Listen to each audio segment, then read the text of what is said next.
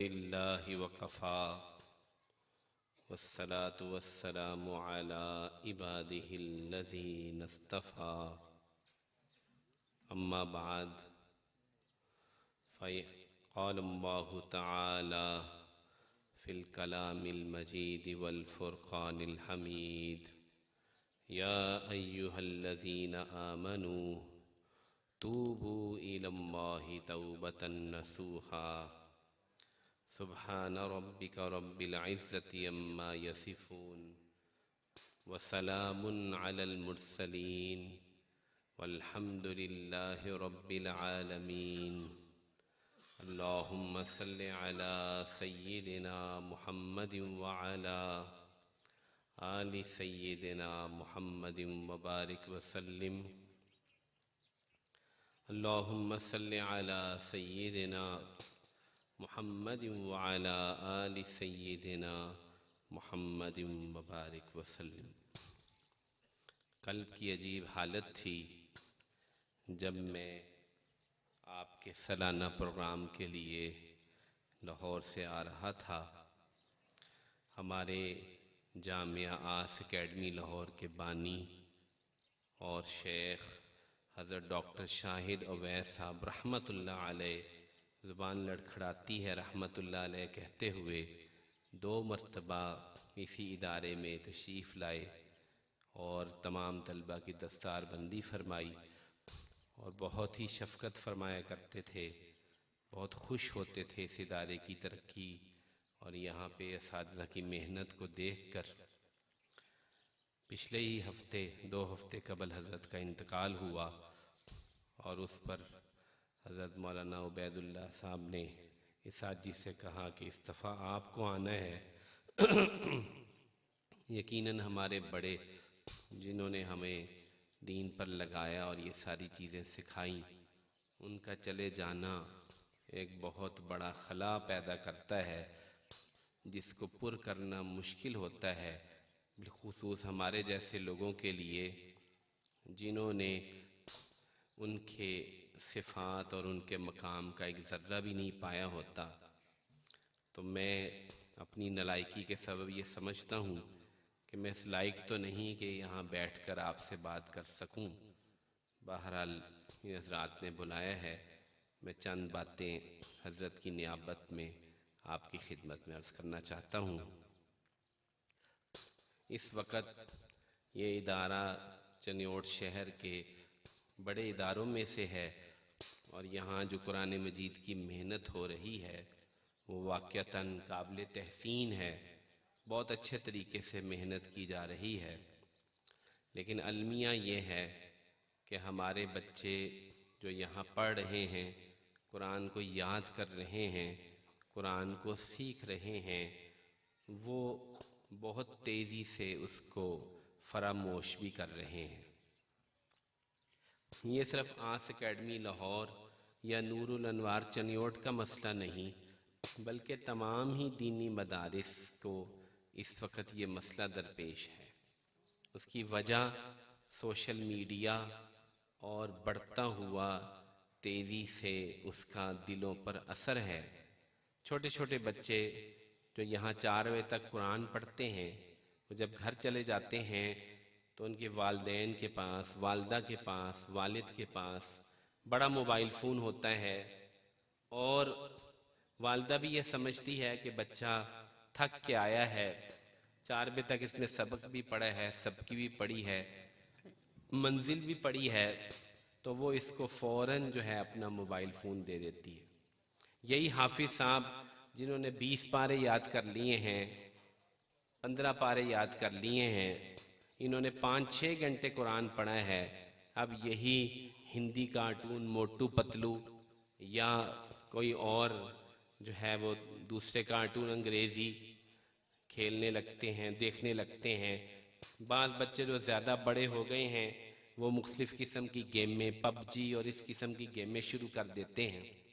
बड़े बूढ़ों को तो शायद ये बात समझ में नहीं आ रही, लेकिन मैं इन नौजवान बच्चों की तरफ देख रहा हूँ, उनके चेहरे पर जो मुस्कुराहट है ये मुझे बता रही है कि ये बात सच है, ये बात सच है। हमारे जामिया में एक तालिब इल्म जो पिछले साल फारिग हुए, उनके छोटे भाई ने पबजी में इतना कमाल हासिल किया कि वो पाकिस्तान का कोई एसपी क्लैन ग्रुप है, उसके वो बच्चा जो है मेंबर बन गया। और उसकी जो वो खेलता था, जिस नाम से जो उसकी आईडी थी, वो 10-10 लाख रुपए में उसने फरोख्त करनी शुरू कर दी। अब ये कारोबार वैसे ही जायज़ नहीं है, ये पैसे भी जायज़ नहीं है। वालिदैन को खबर नहीं, अब्बा जी 4 महीने लगाने तबलीग में गए हुए हैं, अब्बा जी 4 महीने में तबलीग पे चल रहे हैं। छोटा भाई जो है, बड़ा भाई, वो मुफ्ती बन रहा है, तखस्सुस कर रहा है आस एकेडमी में, और छोटा भाई पबजी का पाकिस्तान लेवल का प्लेयर है और लाखों रुपए आ रहे हैं। हराम की कमाई घर में दाखिल हुई, उसने वो तबाही मचाई कि मैं आपको बयान नहीं कर सकता। इसी तरह और गेमें हैं, कार्टून हैं, मीम्स हैं, और पता नहीं क्या क्या वीलॉग्स हैं। मैं चूंकि बिल्कुल इस मैदान में अलिफ बे भी नहीं जानता, लेकिन इन्हीं बच्चों से सुन सुन के, तो हमारा मसला ये है कि हमारी ये नस्ल, ये मैं तमाम वालिदैन से मुखातिब हूँ जो यहाँ बैठे हैं, अपने बच्चों की खुशी में यहाँ आए हैं, इनका सबसे बड़ा मसला ये है कि इनके घर महफूज नहीं। दज्जाली फितना इस मोबाइल फ़ोन के ज़रिए से इनकी जेब में आ चुका है, इनके बेडरूम में पहुंच चुका है। इनके बच्चों के जो हाफिज़ कुरान हैं, उन बच्चों के जहन को ख़राब कर रहा है। ज़रूरत इस बात की है, तवज्जो फरमाइएगा, बहुत अहम मसला है। ज़रूरत इस बात की है कि हम अपनी नस्ल को बचाने की फ़िक्र करें। बच्चे यहाँ से हिफ़्ज़ करके जाएंगे, लेकिन अगर ये इसी मोबाइल के इस फितने में मुब्तला रहे तो कुरान इनके हाथों से, इनके सीनों से निकल जाएगा। और ये इतना बड़ा नुकसान है, इतना बड़ा नुकसान है, जिसका मैं आपको कैसे अंदाज़ा करवाऊं कि आपने बच्चे को स्कूल से भी उठाया, आपने बच्चे को मदरसे में डाला, सुबह शाम ड्यूटी की, उसको यहाँ पहुँचाया, वापस लेके गए, उसकी फीस अदा की, जो काम आपने करवाया, आपके बच्चे ने हिफ़्ज़ किया, खुदा ना खास्ता अगर वो ये हिफ़्ज़ भूल जाए, तो आप बताइए इससे बड़ा आपके बच्चे का कोई नुकसान होगा? यकीनन इससे बड़ा कोई नुकसान नहीं। आपने तो इस उम्मीद पे इस बच्चे को हाफिज बनाया था कि मैं, या इरादा कर लिया बाद में, जैसे हजरत ने फरमाया कि बच्चों को डालेंगे, हाफिज बनाएंगे, कि ये बच्चा कल क़यामत वाले दिन हाफिज कुरान बनेगा, 10 लोगों की शफाअत करेगा, मुझे भी जन्नत में लेके जाएगा। लेकिन अगर उल्टा काम हो गया, ये पकड़ लिया गया कि कुरान तो भूल गया था, और कुरान भुलाना तो कबीरा गुनाह है, और वालिद साहब को भी साथ बुला लिया गया कि आपने क्यों परवाह नहीं की, आपने क्यों इसको मोबाइल ले दिया, तो फिर हम क्या जवाब देंगे?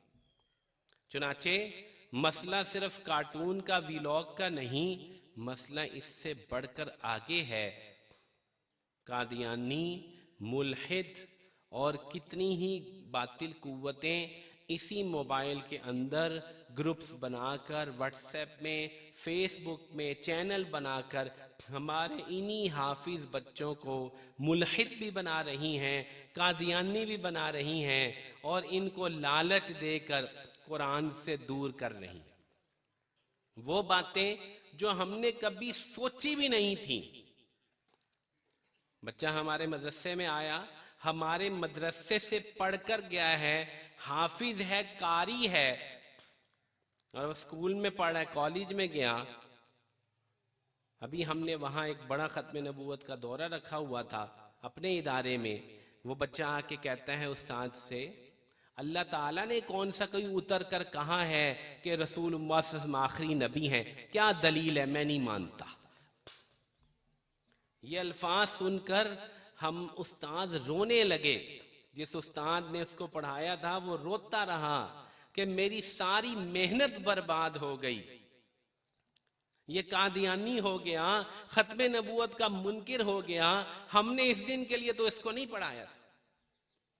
ये सारे बच्चे हाफिज बने मेरे दाएं तरफ बैठे हैं, इनसे मैं सबसे पहले मुखातब हूं, उनके वालिदैन से।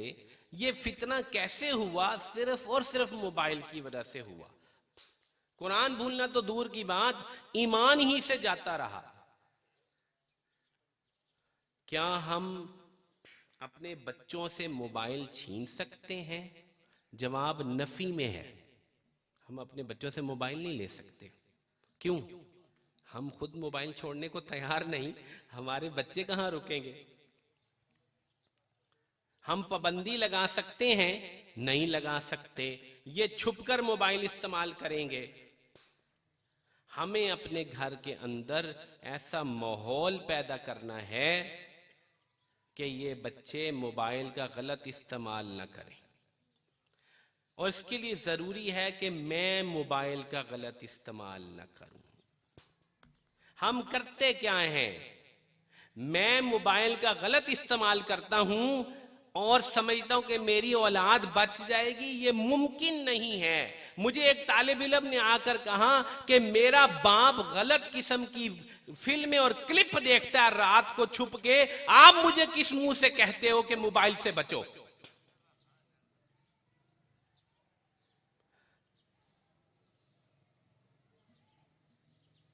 फोटोकॉपी मशीन में जब कागज को डाला जाता है, उसमें जो धब्बे होते हैं ओरिजिनल में, वो कॉपी में और ज्यादा नुमाया हो जाते हैं। जो बाप खुद मोबाइल से नहीं बचता, गैर महरम को देखने से नहीं बचता, गैर महरम से बात करने से नहीं रुकता, चैटिंग नहीं छोड़ता, उसकी औलाद बहुत ज्यादा तेज है। आपको क्या पता आपके बच्चे आपकी हिस्ट्री कितनी जल्दी चेक करते हैं। आप समझते हैं कि मैं अपनी औलाद को धोखा दे दूंगा? यह मुमकिन नहीं है। चनियोट एक बड़ा तरक्की याफ्ता शहर है, बिजनेसमैनों का शहर है। यहां पे फितना बड़ी तेजी से आ रहा है। हमें अपनी औलाद को बचाने के लिए अपनी जात पर मेहनत करनी होगी। यकीन मानिए, सच कहता हूं आपसे कि अगर हमने ये मेहनत न की, पहले हमारा मामला अल्लाह के हां पेश होता है, फिर हमारी औलाद का मामला पेश होता है। तो पहली गुजारिश ये है कि जितने हजरात यहां बैठे हैं, ये सारे इस बात का इरादा करें कि मैंने खुद नेकी तकवा वाली जिंदगी गुजारनी है, मैंने खुद इन फितनों से बचना है, अपने ईमान की और अपनी तन्हाई की हिफाजत करनी है। फिर ये बात मेरी औलाद में मुंतकिल होगी। दूसरी बात इसी सिलसिले में अर्ज ये है कि इन तमाम हाफिज बच्चों को मोबाइल दें आप इस्तेमाल करने के लिए। इनकी माएं भी दें अगर वो सुन रही हैं, लेकिन पब्लिकली दें, अलहदा बैठ के देने की जरूरत नहीं है। ऐसे कमरे में बैठ के मोबाइल इस्तेमाल करें जहां सब इसको देख रहे हैं। ठीक है, गेम खेले, कोई बात नहीं, खेल ले गेम। गेम खेलने से आप रोक ही नहीं सकते, लेकिन सबके सामने दे। ये बयान मैंने एक दफा अपनी जामिया में किया। एक बच्चे ने मुझे खत लिखा, बहुत ही ज़हीन और लाइक बच्चा था। कहा उस्ताद जी, आपने अभी ये बयान किया है, मैं आपके सामने इकरार करता हूं कि मैं गाने भी सुनता हूं और फिल्में भी देखता हूं। मैंने उसको अलहदा बुलाया, मैंने कहा बेटा आपके वालिद साहब तो आलिम हैं और एक मदरसे में उस्ताद हैं, और आपके पास तो मोबाइल भी नहीं है, आप कैसे गाने देखते हैं और फिल्में देखते हैं, गाने सुनते हैं? तो उसने मुझे कहा कि हजरत, मसला यह है कि हमारे अब्बा जी तो देते नहीं हैं, लेकिन बाहर गली में काफ़ी सारे दोस्त हैं, जब वो सो जाते हैं हम फिर गली में बैठ के आराम से फिल्में देखते हैं, गाने भी सुनते हैं। ये जामिया का तालिब इल्म है, उस्ताद आलिम है, उनका बच्चा है और उनको पता ही नहीं है कि ये हो क्या रहा है।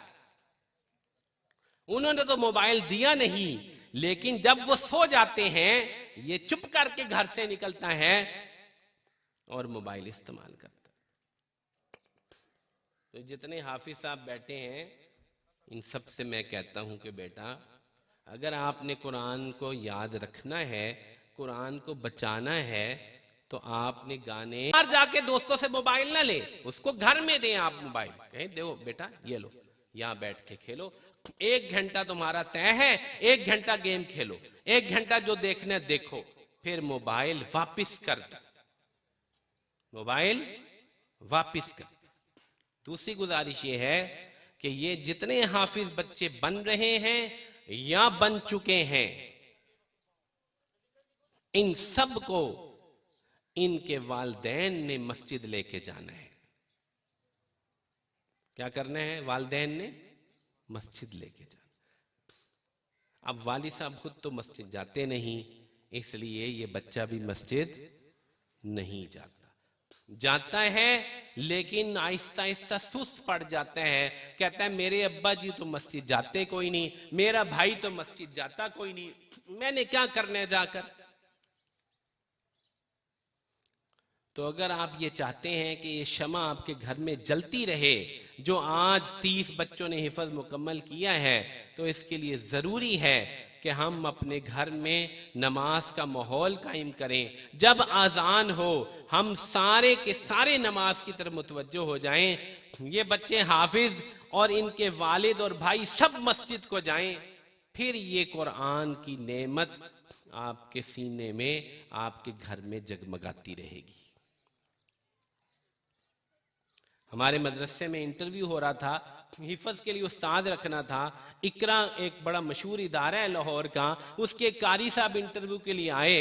हमारे हजरत डॉक्टर साहब रहमतुल्लाह अलैह ने उनसे पूछा कि जी कारी साहब, आपने कितने बच्चों को हिफज कराया है? इकरा में 8 साल उन्होंने जॉब की थी। कहा मैंने 61 बच्चों को हिफज करवाया। 61, 1 और 60। हजरत ने अगला सवाल किया, आपके जिन शागिर्दों को आपने हिफज करवाया उनमें से कितनों को याद है? तो वो रोने लग पड़े। मैं आपको बिल्कुल सच्चा वाकया सुना रहा हूं। वो कारी साहब रोने लग पड़े। कहा क्या हुआ? कहा हजरत जी 61 को याद कराया था, 60 भूल गए हैं, 1 को याद है बस। 60 भूल। ये उस्ताद रो रहा है। तो हिफज करवा लेना आसान है, हिफज को काबू में रखना मुश्किल है। रसूलुल्लाह सल्लल्लाहु अलैहि वसल्लम ने इरशाद फरमाया कि कुरान की हिफाजत करो, ये सीनों में से ऐसे निकल जाता है जैसे ऊंट नुकेल छुड़ा के दौड़ जाता है, ऐसे निकल जाता है। तो क्या करना पड़ेगा? वालिद साहब को अपने बच्चे के कुरान की हिफाजत के लिए नज़म बनाना पड़ेगा। क्या नज़म बनाना पड़ेगा? रमजान बिल्कुल करीब है। ये बच्चा जिसने हिफज किया है, अगर जामिया की तरफ से इंतजाम है तो ये वहां तरावी पढ़ाए। नाबालिग है, तरावी नहीं पढ़ा सकता, तो नफलों में पढ़ाए। अगर जामिया की तरफ से इंतजाम नहीं तो आप अपने घर में इसको खड़ा करें और नफलों में इससे कुरान सुने। ये बड़ा मुश्किल काम है।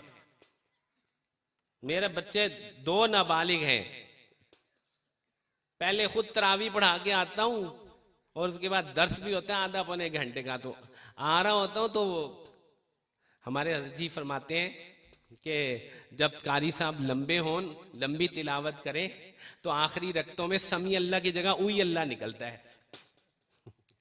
तो उई अल्लाह पहले निकली होती है, आगे आते तो 2 बच्चे तैयार होते हैं, उन्होंने नफलों में 1-1 सिपारा सुनाना होता है। अब वो तो नाबालिग है, उन तो नफलों में ही सुनाना है। और सुनना किसने है? बाप ने सुनना है, और तो कोई नहीं आएगा। लोग तो तरावी नहीं पढ़ते, नफले सुनने कहां आएंगे?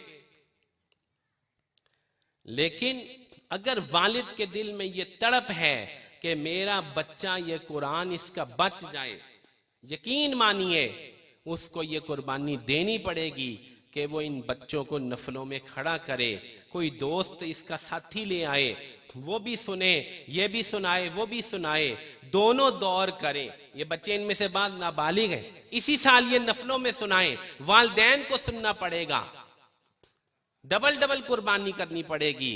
लेकिन अगर इन बच्चों ने कुरान सुना लिया और 2-3 साल इस तरतीब से सुना लिया, इंशाल्लाह कुरान याद रह जाएगा, आपकी आखिरत बन जाएगी। क्योंकि जो अल्फाज हैं वो ये कि हाफिज को बुलाया जाएगा और उसके वालदैन को उल बिसाहु ताजम वकारन यौमल क़ियामा, उसके वालदैन को जो ताज पहनाया जाएगा वो हाफिज साहब के बच्चों को बनाया जाएगा। हाफिज साहब का कुरान बचाने के लिए आपको बड़ी मेहनत करनी पड़ेगी, कोशिश करनी पड़ेगी। और इसके साथ साथ एक बात और भी अर्ज करता चलूं, जिन वालदैन के बच्चे कुरान याद कर रहे हैं उनसे भी एक गुजारिश करनी है। हज़रत जी ने फरमाया कि शायद इंग्लैंड का वाक़या है या मुझे याद नहीं, शेख ने कहा कि मैं एक जगह गया और उन वालदैन ने ये कहा कि हमारा ये बच्चा हिफज कर रहा है लेकिन उसको कुरान याद नहीं होता, कुरान याद नहीं होता। तो फरमाया कि मैंने काफ़ी कोशिश की कि क्या वजह है। आखिर में मैंने उनसे पूछा कि आपके ये बच्चा खाता क्या है? तो उन्होंने कहा कि हजरत ये तो घर की रोटी सालन तो खाता नहीं है, बस बर्गर और शवरमा, बस यही इसको शौक। क्या शौक है? बर्गर और शवरमा। और आजकल और भी 2-4 चीजें निकल आई हैं, वो पता नहीं, पिज्जा, हाँ पिज्जा निकला है, बिल्कुल सही आपने फरमाया। एक अब पिज्जा है, एक बर्गर है, एक वो जिंगर है, और इस किस्म की 5-6 चीजें अब हर जगह बहुत ज्यादा आम हो गई हैं। और ये बच्चे हाफिज साहब जो हैं इन्होंने रोटी तो खानी नहीं, इनका तो दिल करता नहीं रोटी खाने को, सालन कौन खाए। तो अम्मी से लड़ते ही इस बात पे हैं कि ये क्या भिंडियां पका दी और आलू पका दिए, ये कोई चीज है पकाने वाली। और वो ब्रायलर मुर्गी जिसका वैसे ही सही यानी कि पता ही नहीं चलता, आधे से ज्यादा शवरमा की दुकानों में तो शायद ठंडी मुर्गी आती है। ठंडी मुर्गी का बहुत ज्यादा मसला है, तो मुर्दार होती है। जिस हाफिज के पेट में मुर्दार जाए, हराम जाए, उसका हिफज कैसे चलना। तो इसलिए शवरमे घर बना लिया करें। आसान हाल, थोड़ा सा मुश्किल है, शवरमे बनाने कोई मुश्किल नहीं है, रोटियां मिल जाती है शवरमे की। हमारे घर में भी शवरमा बनता रहता है, बाजार से नहीं लाना। आप क्या करना है, घर बनाना है, पैसे भी बहुत कम लगेंगे। हाँ, चिकन भी खुद लाएं, उसको पका, उसको वो करवा लें, हड्डियां अलहदा करवा लें उसकी, और शवरमे की रोटियां भी मिल जाती हैं। अपने घर वालों को ट्रेनिंग देकर चलो 2-3 दिन इनको शवरमा खिलाओ, 2-3 दिन चलो रोटी भी खा लेंगे। आप घर से शवरमा खिलाएं, घर से बर्गर खिलाएं, बाजारी चीजें ना इनको दें, इनको आदी ना बनाएं इन हाफिजों को कि ये बर्गर शवरमे पिज्जे के इतने आदी बन जाएं कि सारे अनवारात जो सुबह इन्होंने कुरान मदरसे में पढ़ा था वो ये शाम को बाजारी खाना खा के सारा कुरान भूल जाते हैं, सब कुछ जाया कर देते। ये एक ऐसी मुसीबत है जो हमारे सर पे मुसल्लत हो गई है। कभी हम सोच भी नहीं सकते थे। हम अपने बचपन में, हमारे घर कुछ नहीं होता था, खुदा की कसम खरबूजा दे देती थी वालदा और कहती थी रोटी खा लो इससे, खरबूजे के टुकड़े कर देती थी, आम के टुकड़े दे देती थी, इससे रोटी खा लो। कभी वो भी नहीं होती थी, शक्कर दे देती थी, इससे रोटी खा लो। हमारी वालदा को एक और भी शौक था, प्याज जो है काट के ऐसे तवे पे तल के दे देती थी, इससे रोटी खा लो। ये ना बर्गर था, ना पिज्जा था, ना शवरमा था, ना ये मुसीबत होती थी, ना ये फ्राइज और ना ये चिप्स और ये मुसीबत। हमने भी जिंदगी गुजारी है। अब सबको इसका शौक है, क्या बड़े क्या छोटे, सभी इस मुर्दा ब्रायलर के असीर हैं। सबका महबूब ये चिकन है। तो इसलिए हम इस बात का एहतमाम करें कि हमारे घरों में खालिस गज़ा आए, पाकीज़ा ग़ज़ा आए, हमारे बच्चे ये हाफिज सारे जितने बन रहे हैं, बन चुके हैं, इनको बाजारी खानों से बचाना मेरी आपकी जिम्मेदारी है। इनको रोजाना कुरान पढ़ना, इन्होंने नफलों में सुनाना, ये मेरी आपकी जिम्मेदारी है। और अगर इसमें आपने थोड़ी सी भी कोताही की तो थोड़े ही अरसे में ये भूल जाएगा, और एक दफा भूल गया दोबारा याद करना बहुत मुश्किल है। तकरीबन ऐसा ही मुशाहिदा के नहीं होता, दोबारा याद नहीं होता। एक दफा जो भूल गया ना, वो दोबारा हिम्मत नहीं करता, होता ही नहीं उसको याद। तो इसलिए इस मुबारक मजलिस में तमाम हजरात से गुजारिश करूंगा कि वो इस बात की फिक्र करें, जो वालिदैन हैं, कि इन चीज़ों को हम यकीनी बना लें, ज़रूरी बना लें। हमारे घरों में रमज़ान के अंदर कुरान सुनने का माहौल हो, कुरान की बातें हों। टीवी हमारे घर में बिल्कुल ना चलता हो, टीवी को बिल्कुल बंद कर दें। ना सहरी की नशरियात, ना अफ्तारी की नशरियात, इनमें से किसी चीज की जरूरत नहीं हमें। सहरी के वक्त हदीसें सुननी है तो मस्जिद में जाके हदीसें सुन लें, टीवी से हदीसें सुनने की जरूरत नहीं है। ना यूट्यूब ना फेसबुक, स्क्रीन को बंद कर दो अपने घरों में।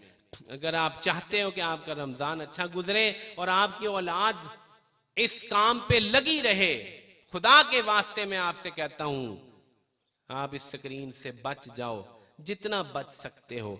आप बचेंगे तो आपकी औलाद भी बचेगी। खुदा की कसम, ये सबसे बड़ा फितना है। गूगल जो इस वक्त काम कर रही है, गूगल के एक मुनहरिफ कारकुन जिसने गूगल को खुद छोड़ा, उसने एक वीडियो बनाई माइंड हैकिंग के नाम से, कि कैसे हमारे दिमाग को इस वक्त अपने काबू में लेने के लिए ये तमाम तंजीमें काम कर रही हैं। माइंड हैकिंग के नाम से अगर आप अंग्रेजी समझते हैं तो खुद यूट्यूब पे जाके आप सर्च करें, वो आदमी बयान कर रहा है कि कैसे हमारे दिमाग को काबू में किया जा रहा है। तसव्वुर फरमाइए। इसलिए रमजान का मुबारक महीना ये स्क्रीन के बगैर हो और कुरान मजीद को पढ़ने की मुकम्मल तरतीब हमारे घर में हो और नमाज की मुकम्मल तरतीब का हम ख्याल करें। बात लंबी हो गई है, लोग उकता रहे हैं, बस आखिरी एक बात अर्ज करता हूं। और अगर हम सारे इस बात पर, आखिरी बात पर आज इरादा कर लें कि हमने इस पर अमल करना है, तो मुझे उम्मीद है इंशाअल्लाह ताला कि अल्लाह जल्ला जलालहू इस मजलिस का भी पूरा नूर हमें नसीब फरमाएंगे और कल क़यामत के दिन में भी हमें रुसवाई से और शर्मिंदगी से बचाएंगे। ये आखिरी बात जो मैं अर्ज़ करने लगा हूँ, तमाम हजरात बहुत तवज्जो के साथ इस बात को समाअत फरमा लें। रसूलुल्लाह सल्लल्लाहु अलैहि वसल्लम ने जब फितनों का जिक्र फरमाया तो ये फरमाया कि ऐसे फितने बरस रहे हैं जैसे आसमान से बारिश होती है। आपने फरमाया देख रहा हूं ऐसे फितने बरस रहे।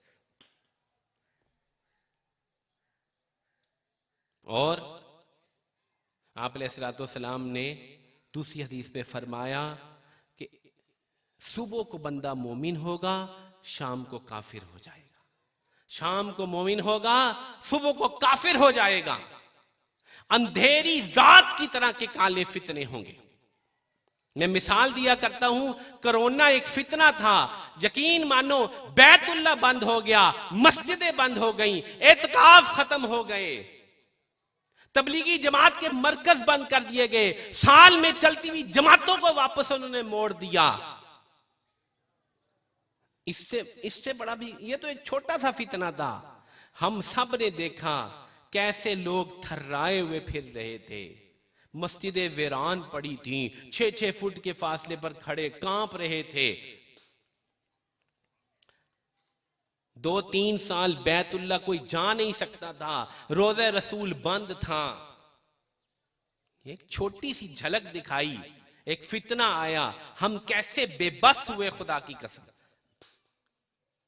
बहुत सारे लोगों ने मस्जिद जाना ही छोड़ दिया और इसी हालत में वफात हुई। हमारे जानने वाले ने एक साहब में 8 महीने मस्जिद का मुंह नहीं देखा और फिर उसको कोरोना और वो अल्लाह को प्यारा हो गया। मरना तो था ही, जो जितना डरा उस फितने से उतना ही उस फितने ने उसको डराया, उसकी जान भी उसमें निकली। इसलिए ये जो फितना आ रहा है, ये जो दज्जाली फितने हमारे सर पे लटक रहे हैं, आखिरी बात अर्ज कर रहा हूं, तवज्जो फरमाइएगा, 2024 या 25 में शायद एक और इससे भी बड़ा वायरस हमसे टकराए। जी, जो रिपोर्ट्स उन्होंने WHO ने रिलीज की हैं, उससे पता चल रहा है कि 2025 में एक बहुत बड़ा वायरस दुनिया से टकराएगा जो कोरोना से कई गुना ज्यादा खतरनाक होगा। तो हम कैसे बचेंगे? आखिरी सवाल है, कैसे बचेंगे हम? क्या बनेगा हमारा? मस्जिद बंद हो जाती है, मदरसा बंद हो जाता है, खुदा न खास्ता मरकज बंद हो जाता है, खानका बंद हो जाती है, कैसे बचेंगे?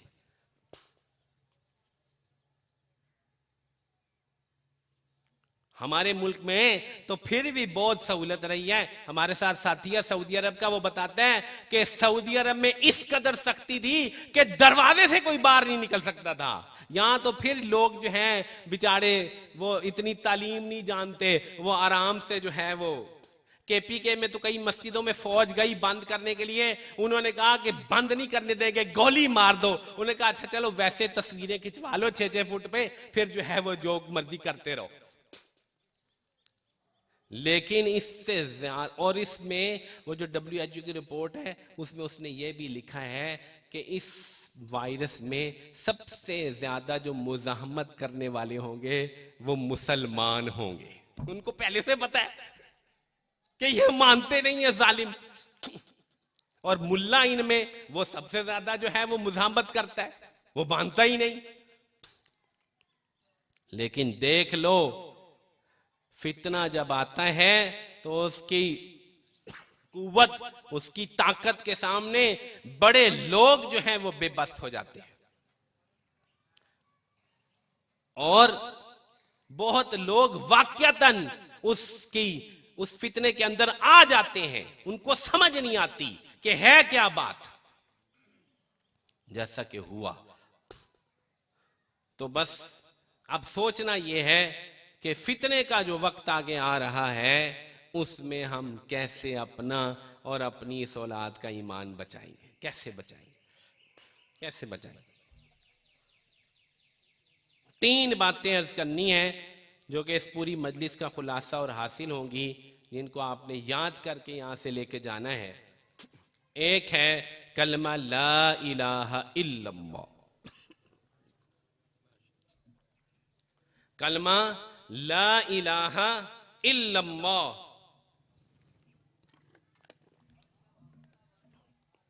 ईमान पर जब भी बनेगी एक ही चीज से फायदा होगा, ला इलाहा इल्लल्लाह। क़ाल रसूलुल्लाह सल्लल्लाहु अलैहि वसल्लम जद्दिदु ईमानकुम, अपने ईमान को ताजा किया करो। क़ालू कैफ़ नुजद्दिदु ईमानना, कैसे ताजा किया करें? क़ाल फ़क्सिरू ला इलाहा इल्लल्लाह, ला इलाहा इल्लल्लाह कसरत से कहा करो।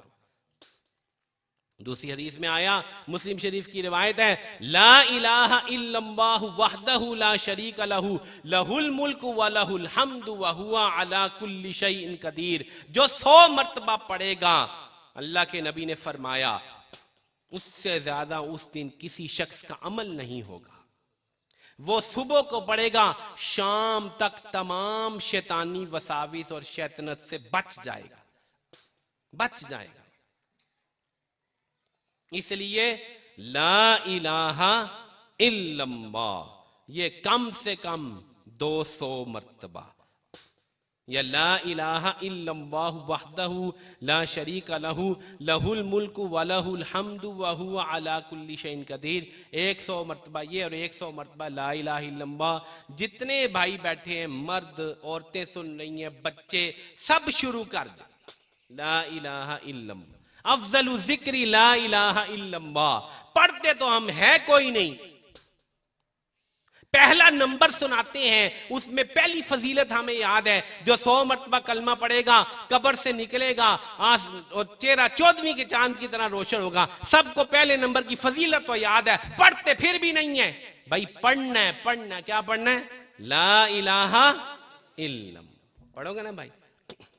अफजलु जिक्री ला, अल्लाह के सिवा कोई इबादत, बस दिल में उतर जाए।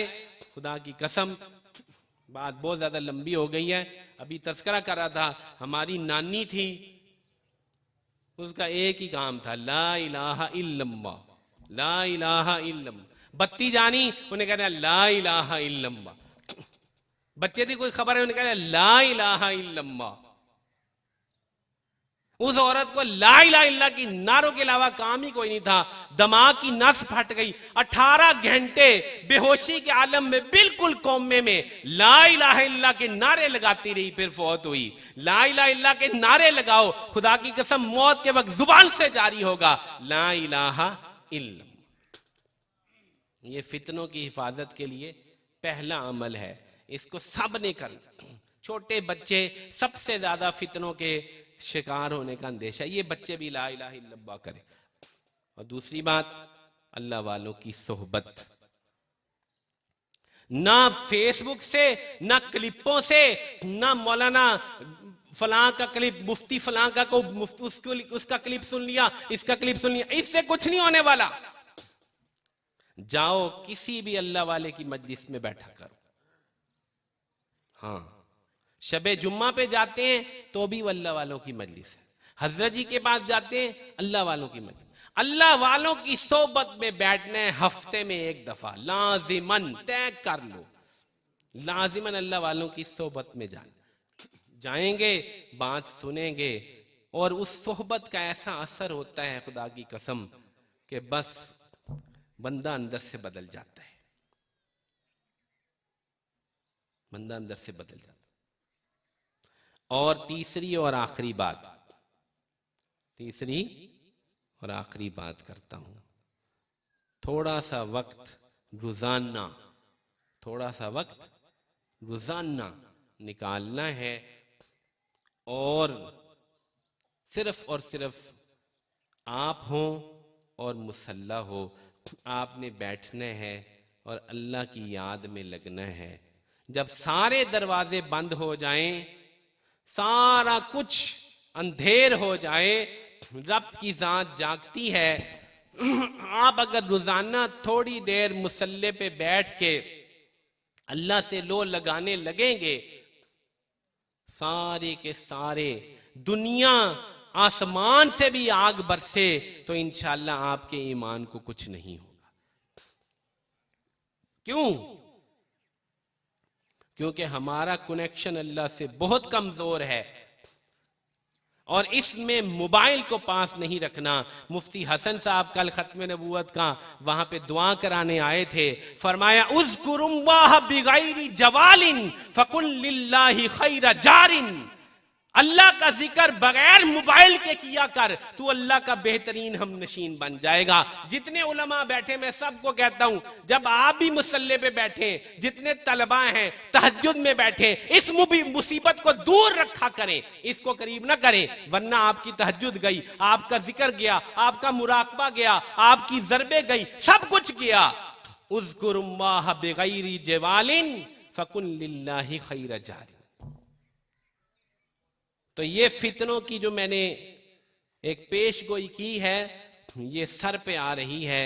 ला इलाहा इल्लल्लाह को कसरत से पकड़ लीजिए, कुछ वक्त खालिसतन अल्लाह की याद के लिए बैठा कीजिए, मस्जिद से जुड़ जाइए, अल्लाह वालों से जुड़ जाइए, खानकाहों से जुड़ जाइए, मदारिस से जुड़ जाइए, तबलीग से जुड़ जाइए, कहीं जुड़ जाइए, कहीं अपना कनेक्शन, फिजिकल कनेक्शन लगा लीजिए।